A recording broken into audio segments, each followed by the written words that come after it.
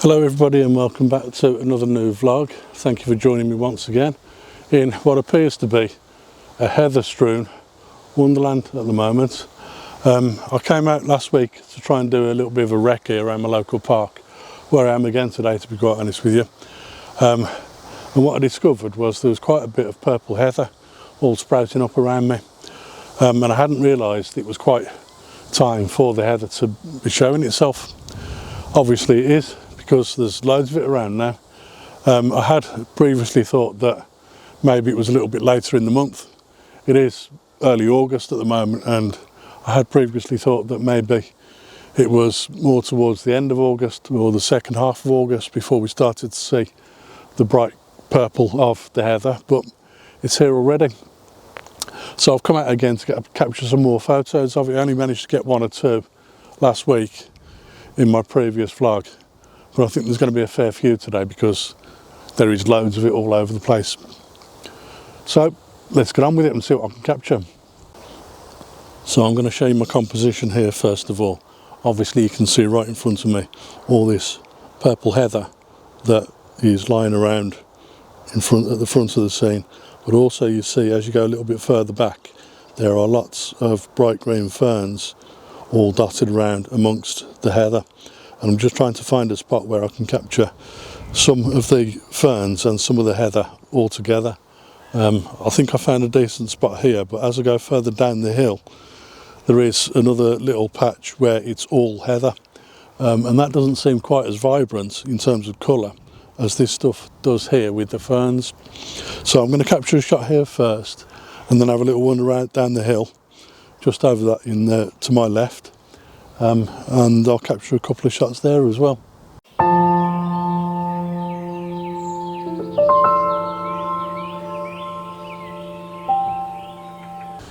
Check out this tree behind me. That's beautiful, but look at all the purple heather that leads the eye towards it as well. And I really like here with this composition how the purple heather leads you towards the tree, but also it just seems to kind of separate and leave just an empty grassy area just beneath the tree, so that the tree itself can stand out from the rest of the scene. So I want to use that purple heather, as I said, to draw your eye in, but also I want to take a photo of that tree and get that properly in focus. So this is probably going to have to be a focus stack, so I've got the tree in the background and this beautiful heather in the foreground all in focus at the same time. So I'll set this one up and we'll see how we get on with this.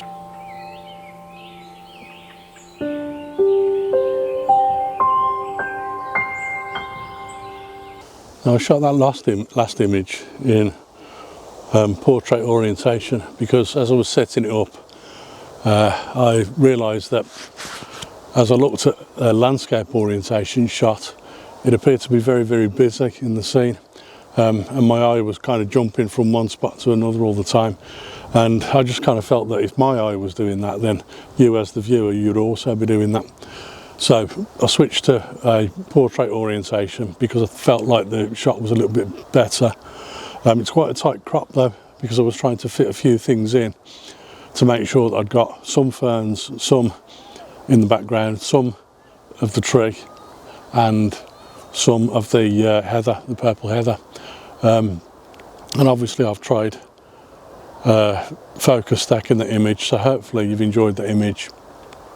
Whilst setting up that shot though, a young couple walked through the space I was in and I had to quickly move the tripod out the way so that they could walk along the path.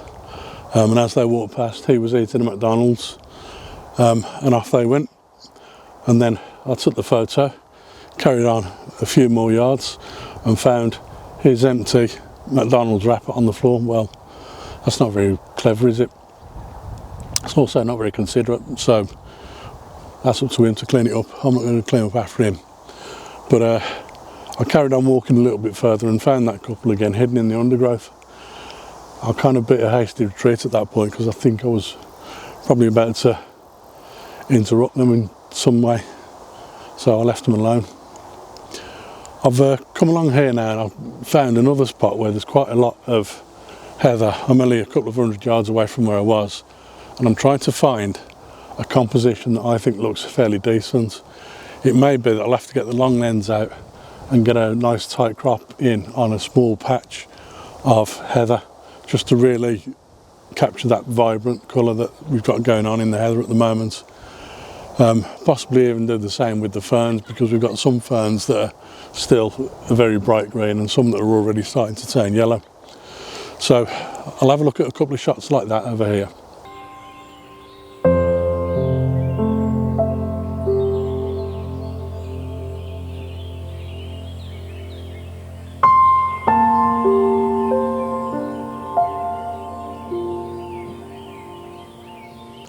There's a lot of midges around here, guys, or flying teeth as I call them. One of them little bastards gave me a nasty bite last week when I was out. Hope he can sleep at night. Anyway, I found a little patch here of a mixture of ferns and heather, and it's quite beautiful. I don't know how well you can see just behind me. There's a little patch in here somewhere that I want to try and capture. It's going to mean getting out the long lens and getting a decent tight crop of that, because it's a little way in, but also the 17 to 40mm lens that's on the camera at the moment won't get a tight enough crop. So I think possibly 70mm, maybe 85mm will be just about right.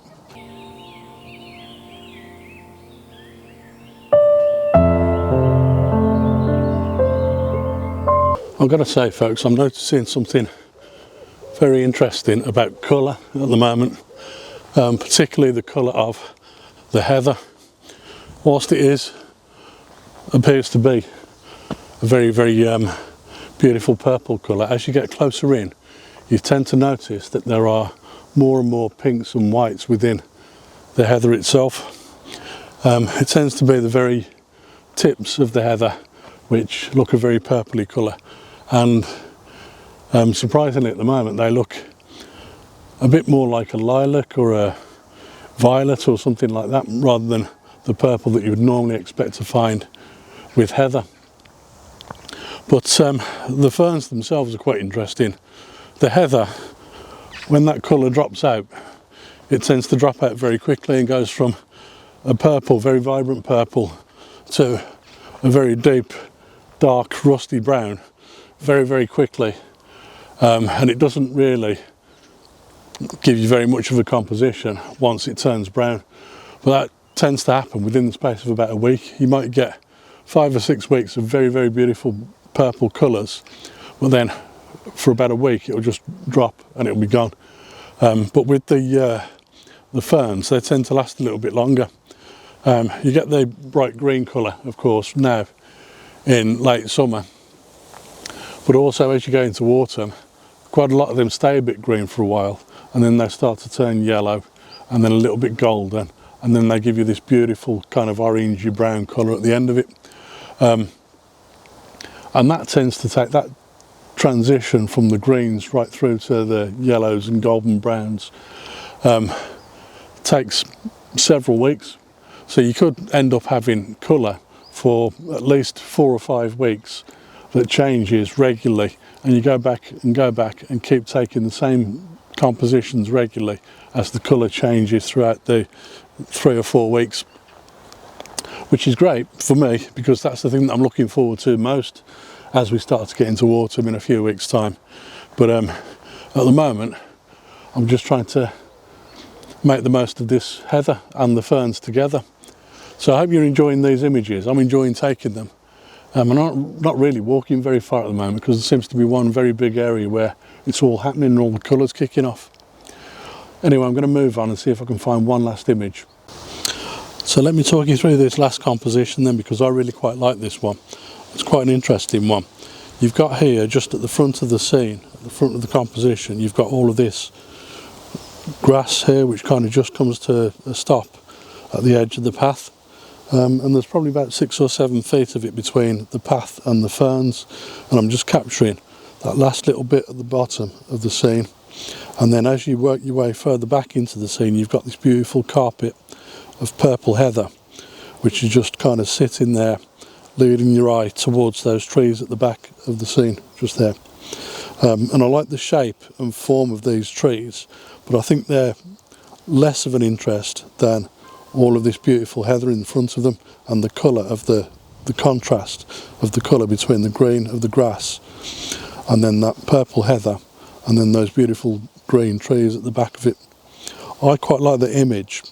I'm focused about a third of the way into the image, so probably somewhere in the middle of that beautiful carpet of purple heather, to try and capture the shot. And I'm at f16, so I've got quite a large depth of field, so I'll get everything fairly reasonably in focus from front to back of the image.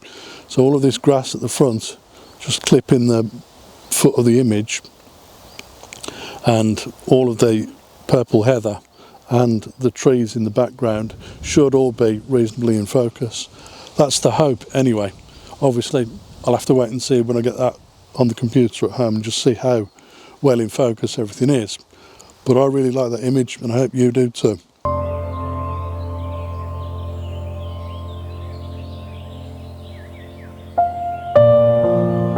So that last shot, f16 as I mentioned, 1/30th of a second and ISO 100. Now you notice I haven't really talked about settings that much during this video, and I often don't, to be quite honest with you, and that's mainly because settings don't really matter that much to me. Obviously I know what the settings are and I understand how to change them and how to use the settings to my advantage, and that all comes with making a good photograph. But mainly for me it's about the composition and the light and the image itself and how it looks on the back of the camera and how I hope it looks to you guys watching at home. So long as I can get a decent image, that's all that I need to do. It doesn't really matter too much about the settings. I will from time to time let you know what settings I've used, as I have done just now, because obviously that's important to you guys to know that yourselves. But I'm going to leave it there for today. Hope you've enjoyed the vlog. If you have, please remember to give it a thumbs up, and also please remember to subscribe to the channel, and I look forward to seeing you again on another vlog very soon. Bye for now.